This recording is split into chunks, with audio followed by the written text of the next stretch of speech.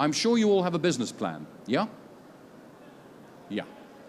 And behind the business plan, hopefully, you'll have a marketing plan to deliver the business plan. And the marketing plan will include website and internet and direct mail and telemarketing, and it probably will include exhibiting as well. But exhibiting is only one tool in your armory. It's a very sophisticated tool, and it's a very powerful tool when used properly. But it's only one of the tools. And what I say to you is, if your business plan requires you to deliver new business, then how much does it need to deliver? For example, you have to know 3 things in connection with your business plan. Who do you want to speak to? Existing customers, new customers, defected customers. What do you want to say to them? And finally, what do you want to know? And if you can go into an exhibition with those 3 questions answered in number terms, you'll be ahead of the game. So, what do our visitors actually want to buy? Let's flip this for a moment, because in considering the environment, the stand, you've got to make it visitor friendly. You've got to make it high impact, you've got to make it memorable, and you've got to make it discreet. Now, when I say we buy benefits, you will know as customers that we only ever buy benefits. It's no good saying what a thing is. It's no good talking about the widgets and the features of the widget. It's what it's going to do for you. And everybody passing your stand will be asking the question, what's in it for me? And if you can answer that on the front of the stand, how would you like to save money every day of your business career? How would you like us to make your life easier? How would you like to feel better about the way you conduct your business? Those are the key benefits that we offer. Now, I ask you to think for a moment about what is the key benefit that your business offers. What is the key driving element? Is it about saving people money? Is it about saving them time, making their life easier? Is it about making them feel better?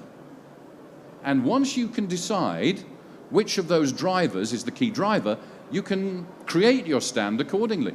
You can theme it accordingly. You can construct it accordingly.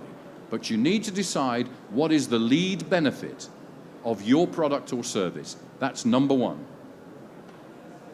Now, how are you then going to deliver these messages with impact and memorability? And my view is that a lot of stands at the moment are very similar. You can see through them. You can see through them. We have all sorts of tricks. I'm not going to roll them all out this afternoon, but here's a very good way of taking less space but making it look high impact. What you've got there is a pop-up with a really well taken graphic and some furniture which actually is cut in half and melds into the photograph. So you can push the walls of your stand out considerably in that way. You can also use mirror. A lot of people take less space and use mirror. It's a most effective way of stopping people. They're seeing the one thing they never expect to see at a show, themselves. Here's another thing that we've noticed recently, inflatables. In no time at all, you can build an enormous inflatable. You just pump it up, actually not by foot, you have an electric pump. And in very little space, you can make a lot of high impact. You can actually go into that, you can hire that. And you can change the logo or the message on the front. And it doesn't half stand out. So there are lots of tricks and techniques that we can show you to add impact and memorability. One thing I do want to home in on is what I call the activity ratio. The activity ratio is really the upfront stuff that I've got to share with you and you need to know. And it's about how on earth are you going to make a show pay? And what I've suggested in this particular model is that we're looking for our business plan for £100,000 worth of added value.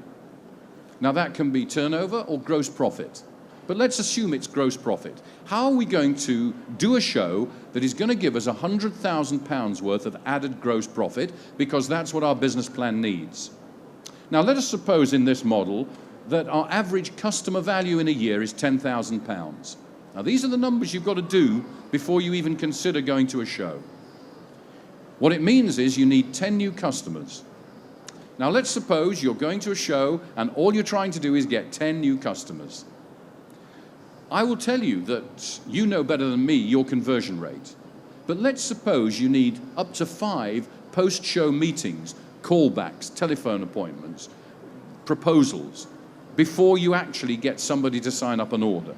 That means you've got to turn in 50 post-show callbacks or proposals. Now, my experience over 35 years tells me that if you want 50 callbacks, you're going to have to come away from the show with about 4 times that number of leads, about 200 leads, because 75% of the people who come on your stand may well be, dare I say it, time wasters, or just not interested now, to give them the benefit of the doubt. It gets worse. In order to get 200 lead forms filled in on your stand, you may need to make as many as 500 presentations. Now, these are my statistics over many, many years. And you can't do this on a one-to-one basis. You actually have to pull people in, make a presentation to a number of them, find out who's interested, get rid of them, and then bring the next lot in. So a lot of the theming that we do, you ask me, how do we select the right contractor? You find someone with the imagination to create a theme. We've done Dragon's Den, we've done Master Challenge, we've done Weakest Link, we've done all sorts of things that bring people in. We talk to a number of them at once, we get them involved, we've done this all over the world. We get them to fill out a feedback form that says, yes, I want to see you later. We get rid of them and we start the whole presentation over again. And that's how we deliver the 500 presentations. But to deliver the 500 presentations to the right people, you need to speak to as many as 1,000 passers-by. And that means you've got to have a couple of thousand passers-by to speak to in the first place. So you need professional staff. You need people who can actually, very nicely, very charmingly, go up to somebody and say, what are you looking for at the show today? What part of the industry are you from? Do you know the exhibiting agency? Do you know my company? If not, and you don't have any interest, thank you very much. We don't want to take any more of your time up. If they are interested, bring them into the space, put them down and do the presentation. And it is this process approach to exhibiting that guarantees to deliver the numbers. But you've got to have a well thought out, well scripted process in place. It's not, I think we'll go like we did last year, we'll put some leaflets at the front, we'll put the reps on the stand and, well, let's hope for the best. It can't work. Right, how do we do 500 presentations to the right people? This is just my model for today. Well, it ain't going to work with people like this, is it? My suggestion is that guy is doing more damage to his brand by being there on the stand like that than if they hadn't gone to the show at all. What do you think? Have you seen that? Have you seen that sort of thing? Have you been that? I hope not. But seriously, you cannot exhibit professionally when you look like that. And this was a very expensive show, the event show. You know, 3 meters by 3 meters or 3 meters by 2, very big company. He doesn't want to be there. He doesn't want to be there. You've got to have people who look as though they want to be there, who can convince passers-by that they want to be there, and they want your business, and you want their business. Okay, 80% of your results depend on having the right people professionally scripted, planned, and processed. And I say to you, if you've probably seen this before, if you always do what you've always done, you'll always get what you've always had.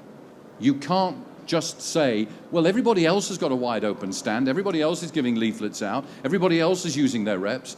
If it isn't working, don't do it. Do something different. And that's what we do.